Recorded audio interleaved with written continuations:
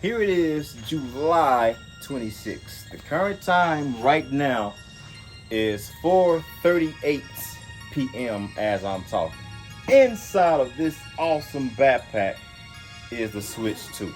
Now, for those of you who are brand new to my channel, let me just say, hey, thank you so much. Thank you for checking out this particular video. And with that being said, I highly recommend that you go check out the video that led up to this point called Hunting Down the Switch 2. I was told that I'm lucky, but I wonder, am I really lucky though? And the reason why I'm asking that question is because, well, we all know the possibility of coming across something defective the moment you buy it when it's brand new from the ground up. And consoles are no different. They get assembled, they go through testing, something can get missed, you get it, you hook it up, and you get a little bit disappointed. Listen, I understand both sides of the story, but you gotta understand something. You buying something that's brand spanking new from the ground up, there's a high chance that you're going to catch a defective unit. But if you do catch one, it's not the end of the world. You just get in contact with whoever designed it, let them know, you send it back to them, they open this thing up, they put something brand new in it, they send it back to you, or if it's something that they just can't really do at the moment, they just give you a whole new console. That's it, that's okay, it's gonna be alright.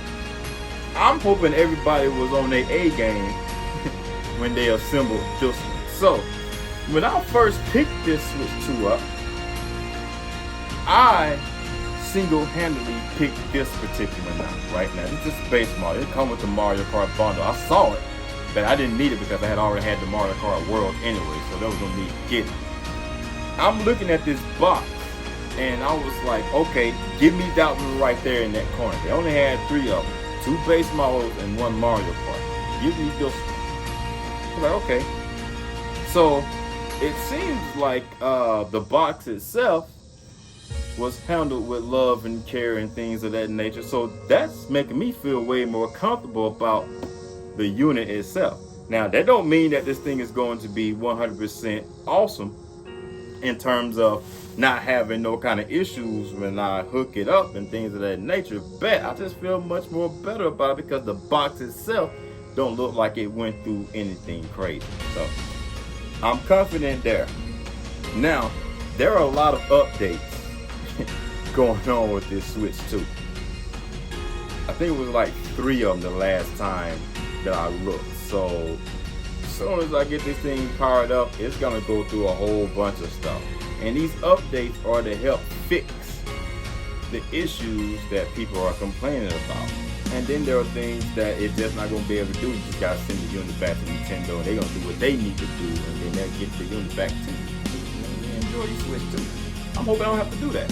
So I'm going to do all the downloading stuff that's required for it, and then I'm going to put 2 games in here. So the first game that I'm going to play, I'm going to test out the backwards compatibility here, right? And there was an update for that as well, because there was some games that wouldn't play on there or something like that, and there's an update for that.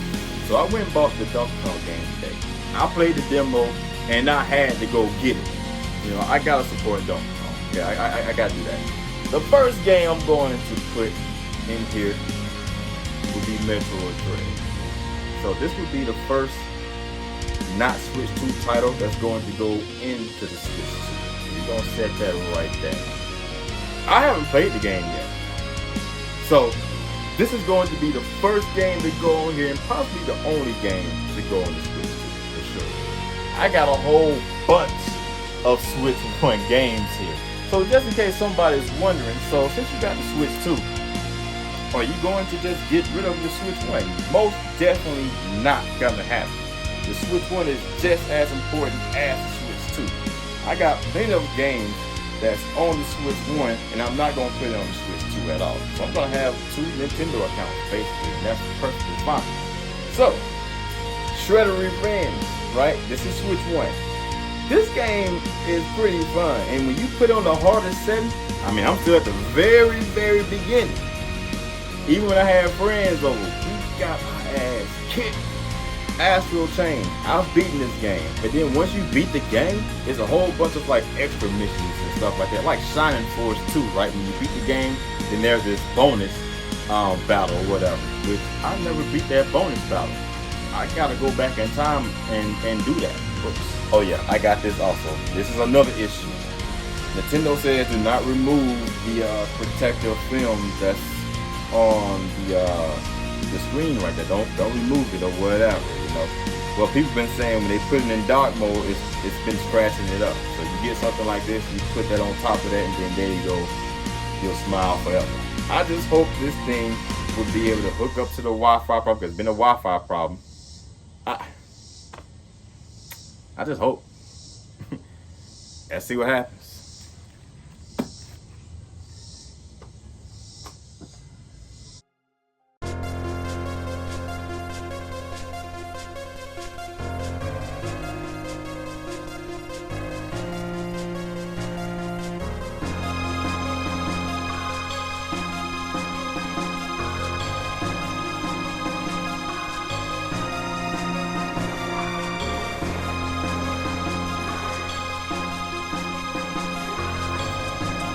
Alright, so it's time to set this thing on up. I was thinking I can go straight into dark mode right away, but it's not gonna let you do that. You gotta, go handheld mode first and everything else in second. So far, everything seems to be running pretty smooth.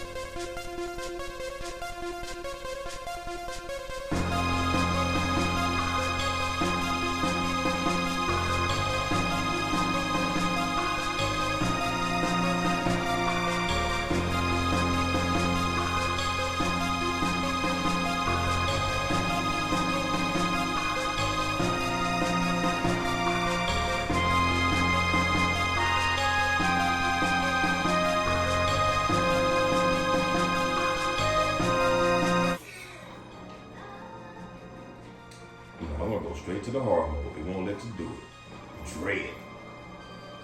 Well, I got no choice but to start with normal.